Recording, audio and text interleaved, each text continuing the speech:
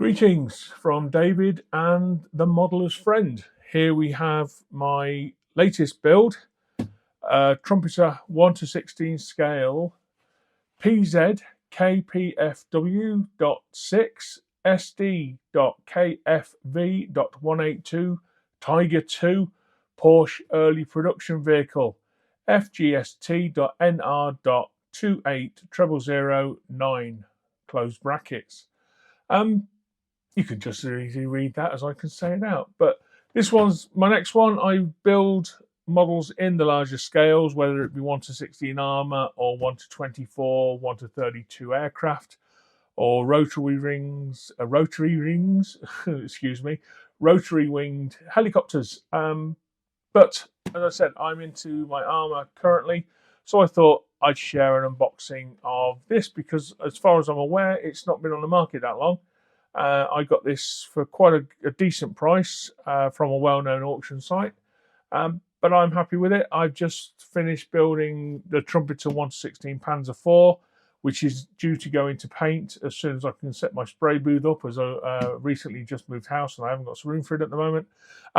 So I build the tanks. I do build all the interiors, although I don't paint the interiors. Oh, sorry. Forgive me. I like building, I like painting and weathering the exterior. I personally, now don't shoot me or don't follow, subscribe or cancel me, please. I personally don't paint the interiors. So it's purely a personal thing for me.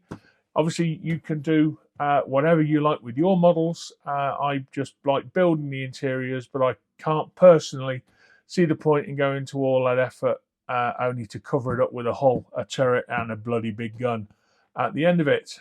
I'm sure the day will come where I would like to finish the interiors. It's just on some of them, I don't. I prefer.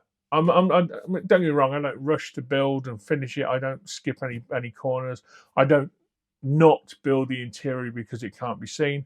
On one of my builds, the Jagdpanther, I've deliberately left the engine out so I can have it as a separate standing display item next to the tank. I feel that works well. I'm a modeler. I'm not a collector. Well, I collect my own builds, obviously, if I've got room for them, because they are rather large. I am a member of two IPMS clubs, one local to me here in Coventry, in England, in the good old UK, and the other one in Hinckley. I show my models at local shows, but I don't put them in for competitions. I'm not that good a modeler just yet to have my work judged by others, and that's the point of the modeler's friend. It is the idea to develop my own skills, abilities, techniques, etc., along with yours. This channel is hopefully going to be a channel for the sharing and the dissemination of knowledge around such subjects, as well as plastic static kits. I also model railways, both in 00 and O gauges. So I enjoy building landscapes, buildings, weathering the rolling stock, and making them hopefully as realistic as I can possibly make them. But however, I always agree there's always room for more. So enough with my waffling, and you'll forgive the ring of light on this box. Trumpeter boxes are rather shiny. I'll prove that to you with my cut-off of the last build, which was the Panzer IV. As you can probably see, there's still a ring of light on that one. I liked some of the box art. I like to put it on the wall behind me. Although I am 53 years of age, I try to not to make my hobby room look like I'm a 14-year-old boy with planes hanging off the ceiling from cottons and drawing pins. But hey, each to their own. It's my hobby room. I'll do what the damn hell I like in it. And to hang the consequences. The partner's not here to hear me say that. So anyway, on to the unboxing. I hear you cry. Come on, David, get your finger out. So here we go. As I said, I'm a modeler. I'm not a collector, so the boxes don't mean too much to me. As soon as I finish the kit, they go down the tip. So, or recycling, of course. So this is hopefully to get this open, but being Trumpeter, they do like playing the joke on you. So I've got to flip this round just for the sake of the photography. I've got to stay within my parameters, and here we go. Here it is. Now, I do like the way Trumpeter pack their kits. No disrespect to Andy's Hobbies, and I've built several of Andy's Hobbies models. The next one I'm going to build will be one of his Shermans or his Tiger 1. I haven't decided yet. I've built a couple of Tiger 1s, so there might be another one to add to the collection.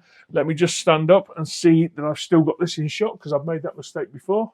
Haha, there we go. That's a little bit better. So, anyway, here we are. 3 nice boxes. Now, I've got my trusty knife ready, because this will just keep closing down.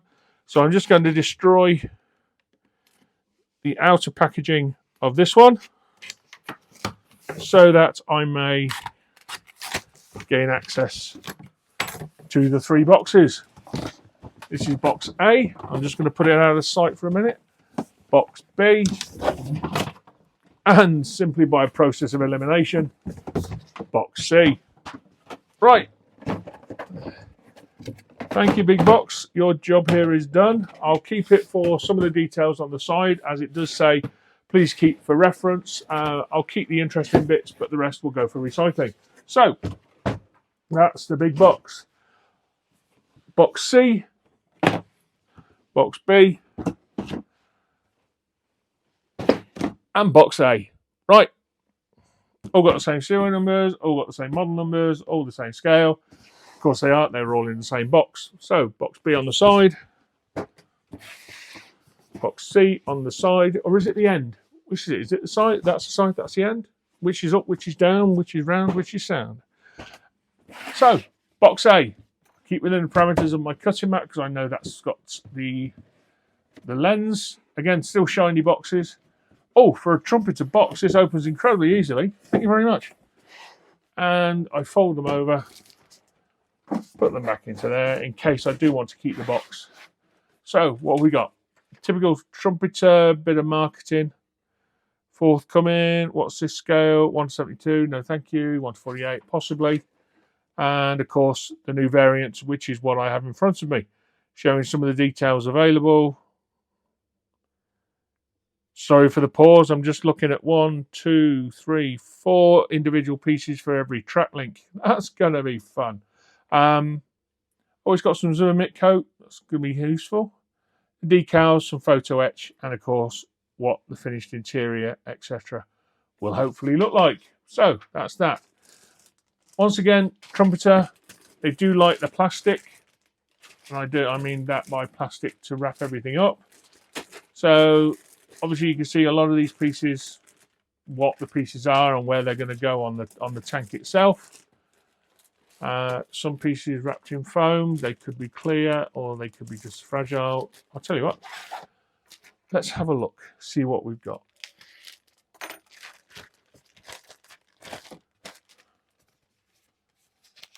Oh, I won't use a knife on that just yet, because I don't want to cut through anything I shouldn't do.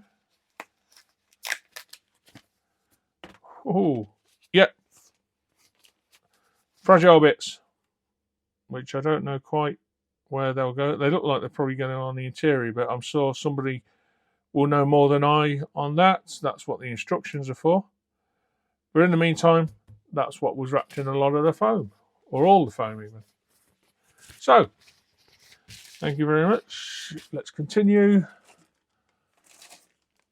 The barrel. The accessories, the shovels, the axes, the cable hooks, and the jack, etc. is all in there. Now, forgive me, I'm no expert, but I think these might be the wheels. So, yeah, they're not needed just yet. So they can stay in there along with all the ammunition. So these can all go back in there, because I'm actually looking for the instruction book amongst other things. The barrel can go back in there. The inner, it looks like that's the front slope of the armour, the turret ring, and main cupola, or cupola, dependent on how you pronounce it. Tomato, tomato. Side skirts, front wheel hubs, mud guards or mud flaps, or fenders, depending if you're in the good old US of A. towing hooks, etc. Turn it over, and you've got what looks like the lock section of the gun. Again, forgive me if that's wrong. Lock, stock, and 2 smoking barrels. And of course, we've got the front wheel. Looks like the exhaust and exhaust covers. So that is box number 1, or box A. Sorry, box A. I shall move that out of sight, along with the rubbish here. And let's just move straight along to box B. Ooh, what's in here? What's in here? Dun, dun, dun, dun, dun. Oh, here we go. Now, the Trumpeter boxes.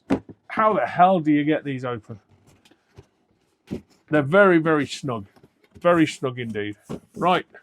Same again. Flip it over. Put it inside the other. And let's see what we got. Undercarriage. Exhausts. Gun mantlet. And more parts for the gun. Having built several Tigers, Jag Tigers, etc. The old suspension. Inner sections and inner rails for the hull. Rubber pipes, etc. for the engine and cooling systems. Cooling system fans. Again, inner suspension workings. Radiator boxes, etc. Good old MG machine guns. What else we got? All these stuff, they look like they go on the end. Look, there we go. Engines, etc. Or engine. Lots of other little pieces. I'm sorry if this is all reflecting under the camera. But I'm not just yet going to open all the bags. I can do another video of that. Gearbox cowlings or inner cowlings. These are, again, side of the engine, etc. Top hull covers, engine covers on the hull. But still no instructions. So I'm still looking. So these can all go back into box B. Nothing too revealing or enthralling has gone on there. Why? This is like folding a map. But yeah, obviously, those of you that are old enough to remember paper maps and not on your phone, when you unfolded an Ordnance Survey map, they'd come out to the size of Warwickshire. But they'd never go back in their bloody packet. They'd never fold the same way. You'd always left with, when you bought them in the shop or the garage, they'd always be about that thin or that thick. Even when they were closed, by the time you'd finished, they'd be back out to here. You'd never fold the damn things up right again. So you ended up either getting annoyed, throwing them away and buying a new one, or just hoping somebody would invent a mobile phone with mobile GPS. So you could then just wander around staring at your phone and ignoring those around you. So anyway, that is box C. You forgive me. You forgive me. I say I do tend to go off on these little rambles and little rants just while I'm here. Box C. So again, if any of you want to join in with me and argue and put the world to rights, as long as it's not politics or religion, argue the case. I'm not going to stand on any. This is the one. I knew there'd be one of them you couldn't bloody open for love nor money. Come on, damn you, damn you, damn you, damn you. Come on, come on. There we go. Finally. We have the instructions. Woo! Excellente. So I'll put those on. Oh, and we've got the hull. Oh, this is where it gets exciting. But I forgot to do that bit yet. Here we go. Right. We've got the hull. This is a big wee beastie. Yeah, this is going to be an impressive model when it's finished. So that's the hull. We've got the track. Oh, hello. Springs. What do they think we're going to do with those? Track pins. Hey, I like these. These are metal. The last one of the ones I did was the Panther early production 1/16, and forgive me. They had plastic track pins, 2 or 1 per side, not one whole one that went all the way through, but 2, one in that way, one in that way. And they were very thin plastic, and they were the proverbial to do. I don't know whether about you, but I have to be in the right frame of mind to start the tracks. As I said, I build my models all to the point where they're ready for paint. I put Zimmer mitt on if I feel like it, or if there's a good kit available for it. I've no idea what's in here. Oh, but I could probably guess it's probably the turret because I haven't seen that yet. Oh, I tell you what, how good am I? And we've got the decals. Oh, and sorry, no, the photo etch and the Zimmermit tools in there. They're always good to have. We've got the back of the shell casings, the grills, etc. going on there. We've got the decals in the bottom of the box and the turret. Now, I personally prefer the look of the Porsche turret.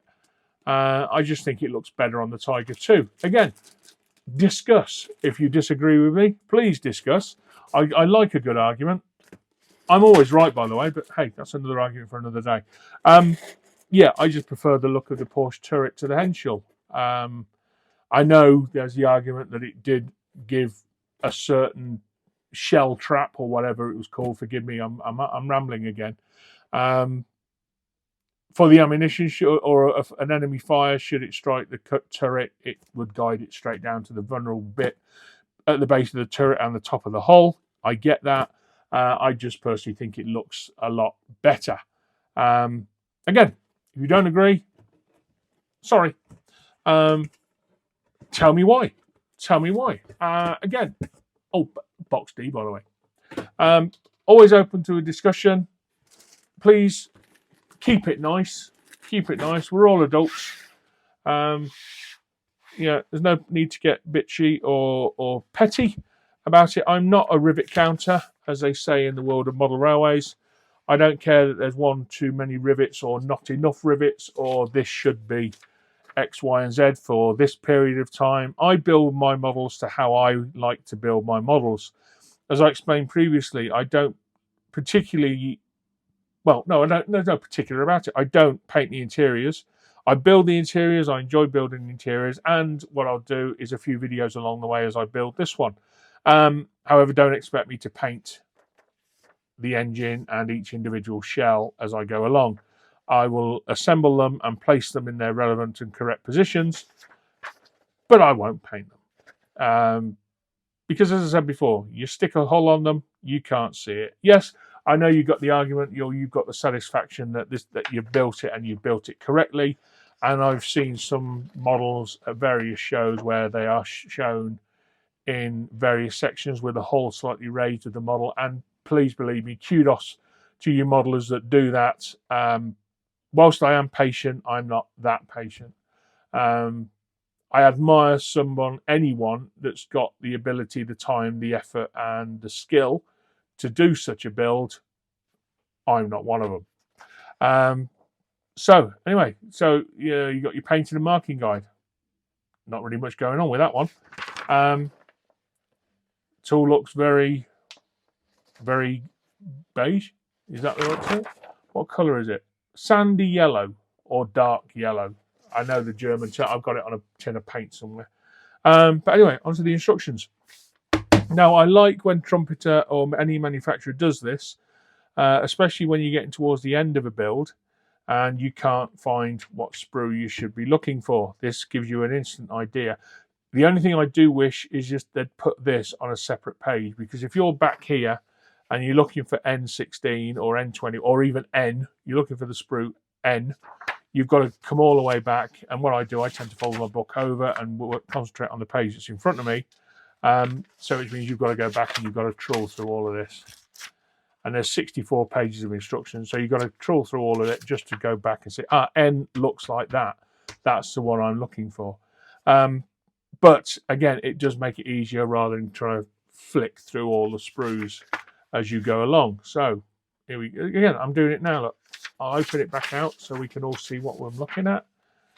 Turret, lower turret, inside turret, wheels, barrel. I'm surprised there's no metal gun barrel with this. There have been with the Panther I built, and what other had a metal barrel? I can't remember. I know my Yag Panther, my Yag Tiger, my Tiger 1, and I've built 3 Stugs.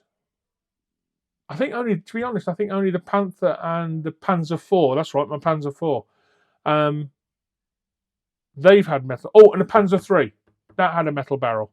And I like the metal barrels. One, because you don't have to spend ages trying to sand down the join of the 2 bits of plastic, and two, I just think it adds a little bit of caveat and kudos, rather, not caveat, kudos to the build. Adds a bit of weight, so when you pick it up, it feels like a substantial model. And I just like the metal barrel, but unfortunately, there isn't one in this kit. But hey, it's not going to stop me enjoying the build. It's just going to take me a while on the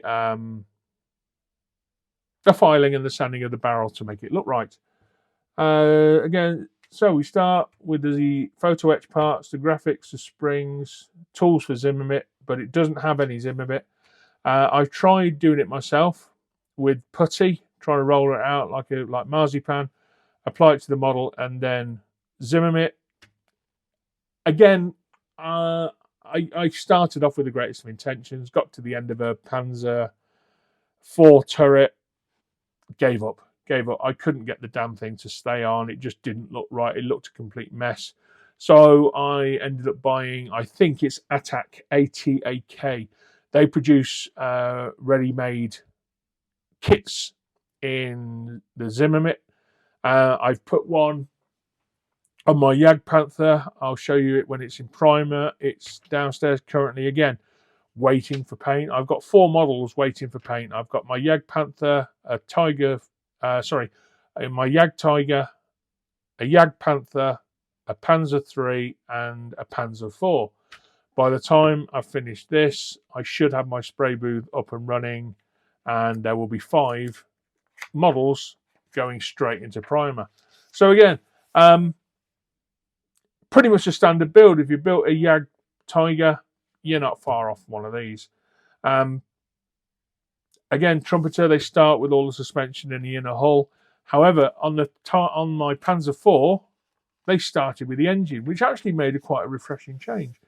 And I know you've got the arguments going on, well, Russian tanks were so much easier to build. Yes, I built a T-34 and I built a J-52, if that's right. Please don't shoot me down if it's not. I'm sure it's not, actually. And all the suspension was on the inside, and it was very, very simplistic. Whereas the Germans, being the German engineers that they were, went to town and went for quality of ride over functionality and the ease of servicing, building, manufacturing, logistics, and of course servicing in the field. Hats off to them. Beautiful piece of engineering, but far, far too complicated. When I got to the Panzer IV, that was a little bit easier because nearly all the suspension was on the outside of the tank. A nice and more simplistic kit to build. However, as I said, I do like the interiors, so I will build everything as per the instructions, which, as you can see, I'm flicking through here. So we've got the hull done. That will be our rolling hull. And then onto the engine. So, pretty self-explanatory. I've built several of these before. Then we go on to the plumbing, the exhaust, the cooling, the fans, etc. Yeah, the cooling boxes, the fans, the vents, the louvres, all to one side or both sides. The engine goes in. Then you've got the gearbox. That will go in, continue along. You'll have some more that's going over the drive shaft. I love military history. I love building models. I don't know the total, you'll forgive the pun, ins and outs of these vehicles, so I don't know what every individual component is called. I could take a guess. I'm sure there's somebody out there, once again, or many of you out there that will know far more than I about what that bit's called or what that bit called, etc. I call it the cross brace. This is where I get hate mail through the post because I called it a cross brace and not whatever it should be called. Then we get onto the ammunition storage and then adding the various shells themselves with the photo etch ends, building the racks, placing them in. Then we get to the outside, the wires. Now, the wires, you can help me here. I can hopefully help you. Now, you probably saw the packet earlier with the metal pins and everything else. They use a copper wire, which is fine. It looks very nice. But how do you get the damn thing straight? I can't get kinks out of it. It never looks right. I end up buying more just because, and I can never get the right stuff. So please, if somebody out there knows what it's called, do me a favour and let me know so I can find the proper look for the cables. A guy I used to work with in one of my previous occupations was a tank commander in the British Army. Now we're going back a while. He was a tank commander of a chieftain.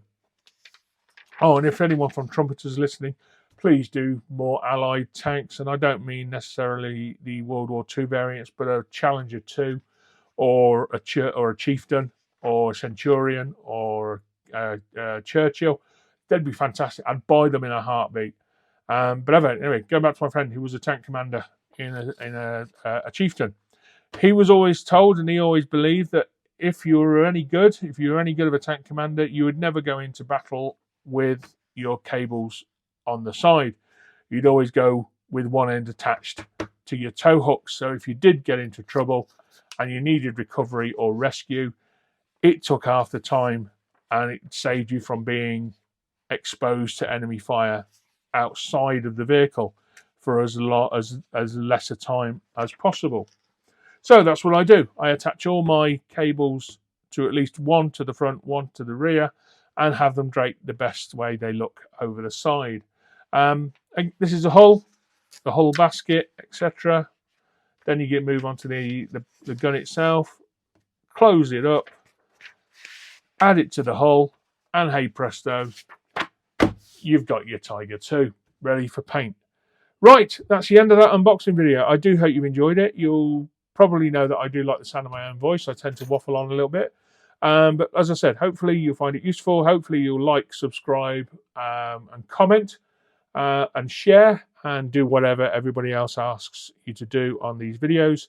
But anyway, I'm going to start opening all these packets and building. So as I said, I'll show some shorter videos as I go along. I need a cup of tea now because my throat is dry. I'm talked out, put it that way. So this is David from The Modeller's Friend. I do hope you've enjoyed it. I found it useful and even inspired you to go out and get your own and start building. Anyway, happy modelling, my friends. We shall meet again very soon. Bye for now.